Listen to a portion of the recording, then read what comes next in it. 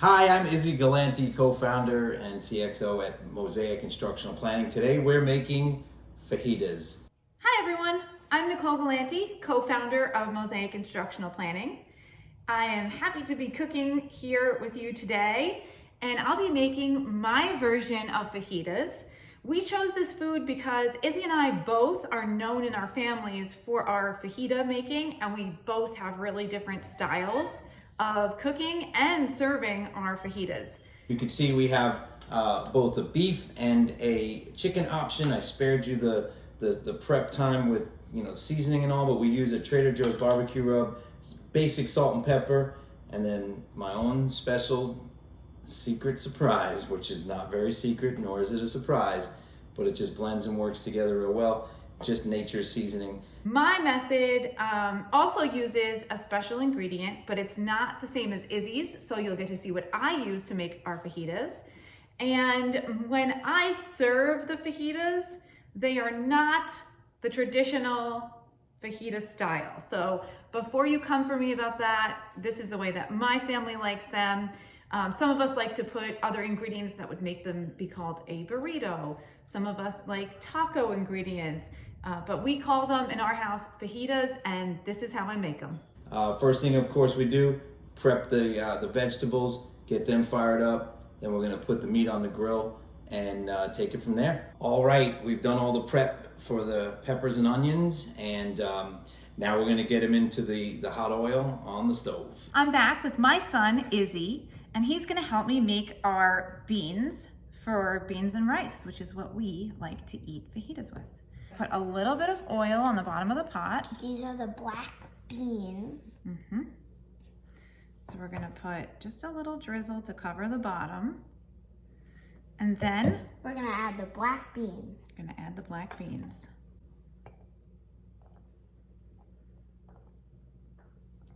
Perfect. We're also gonna add some of our chopped red onion. Mom, there's still more. Yep, we can get them out with a spoon. While our rice is cooking and while our fajitas are cooking, we're gonna cook the beans on very low heat on the back burner of our stove. We're also gonna add some salt and pepper to these beans, but that's it. All right, we're getting ready to put them on the stove and get the peppers and onions cooking. You'll notice that there's 2 platters. That is not because there's so much. It's because my family is very particular in how and what they eat. And God forbid, the peppers and onions inside where we're gonna put the chicken mix with where we're gonna put the beef. And so we definitely have to kind of differentiate for them and make sure that there's multiple options and multiple ways in which they can enjoy their food. And so we're gonna put each in for really low and slow. That's the key when I'm cooking peppers and onions, low and slow. And then at a certain point, we'll get the meat on the grill and get that fired up. So we have cut up our onions, orange pepper, red pepper. That's what our family likes in fajitas and sometimes to snack on before we cook. So now we're gonna put a little bit of olive oil in the bottom of our pan. And we're gonna scrape all those things in the pan. Go for it, bud. Nice job. And I taste tested the red pepper and the orange pepper. And what'd you think? I'm having orange pepper. Super good. Great. Okay, we're gonna stir these around a little bit, let them cook. We're gonna put salt and pepper on top. Here we go, salt. Here we go, pepper.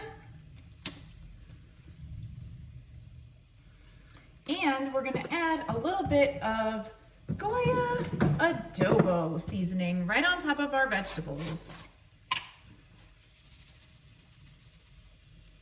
Just like that. We're gonna put a heavy dose of seasoning, especially early because the water and the oil kind of don't mix well, as I'm sure you all know. And a lot of the seasoning tends to burn off early. And so we'll re-season after with a nice heavy coat first. As mentioned, simple salt and pepper. And then my secret sauce, which is our nature seasoning. It's really just a great blend of spices, including garlic powders and all kinds of good yummy stuff. It's time to get the meat on the grill. had preheated the grill a little bit, got it up to speed, and for us, we're gonna leave it on just to the point of being cooked, but certainly not overcooked, and just about ready, because then after we're gonna slice it up and soak it and put it inside that oil and those peppers and onions. It's looking good. As I mentioned before, we're gonna pull these off just a hair earlier than I normally would. It's because they're gonna continue to cook in the last few minutes in the peppers and onions and in those pans in there. We're gonna saute our peppers and our onions before we add our chicken. So now we got it off the grill. I'm gonna slice it up so that, make some strips out of it. And we're gonna cook the last few pieces, or the last few minutes, I should say, of all the pieces in the pan with the peppers and onions and all that amazing flavor mixed with all this amazing flavor. And there you will have your Texas Tex-Mex fajitas made the Izzy Galante style. Well, I cut up some chicken, and in fajitas, usually chicken is cut into strips, but our family likes it in chunks. So while Izzy was cooking the peppers and the onions, I cut up the chicken, and now we're gonna add it to the pan. Now I gotta keep stirring. Before you start stirring, we're gonna add some more salt and some more pepper. Here comes the pepper. And some of this. Yep. Here comes the salt. I'm gonna add another little dash of salt. Great job. And you add that. Here comes this. Adobo.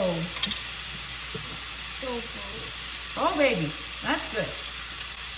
Nice. All right, so we're gonna put the beef in one side, okay, and then we're gonna take the chicken, I'm gonna slide that on into this side.